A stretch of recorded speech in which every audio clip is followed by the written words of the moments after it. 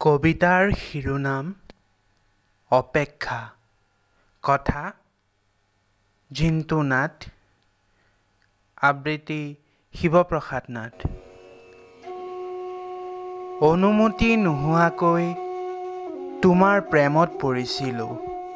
কেতিয়াও নিজক সোধাই নাছিলোঁ কি পাম কি হেৰুৱাম। মাথো ভাল পাইছিলোঁ, এতিয়া নিজক পাহৰিব পাৰিলেও তোমাক পাহৰাৰ কথা কল্পনাই কৰিব নোৱাৰোঁ। আজিকালি তোমাৰ কথা আনৰ আগত সুধিবৰ ভয় হয়। জানোচা, এজাক উত্তৰবিহীন প্ৰশ্নই মোৰ মনটোক বিভ্ৰান্তিৰ সৃষ্টি কৰে। আজিকালি সান্তনা দিয়াৰ মানুহ নাই, কাৰণ অভিমানী হৈ মোৰ যত্ন ল'বলৈ কাষত যে তুমি নাই।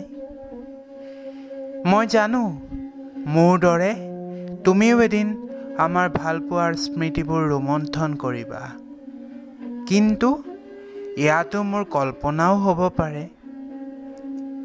তথাপি কাঁইটীয়া আলিবাটেৰে জীৱন নামৰ যন্ত্ৰটো চলাই নি আছোঁ, অন্তিম সময়ৰ মৌনতাৰ ক্ষণলৈকে। যদি ভিডিঅ'টো চাই ভাল পায় তেনেহ'লে লাইক কৰিব, কমেণ্ট কৰিব আৰু চেনেলটো ছাবস্ক্ৰাইব কৰিবলৈ নাপাহৰিব। লগতে কাষতে থকা বেল আইকনটো দবাই দিব যাতে ন'টিফিকেশ্যনসমূহ সোনকালে পায়। ধন্যবাদ।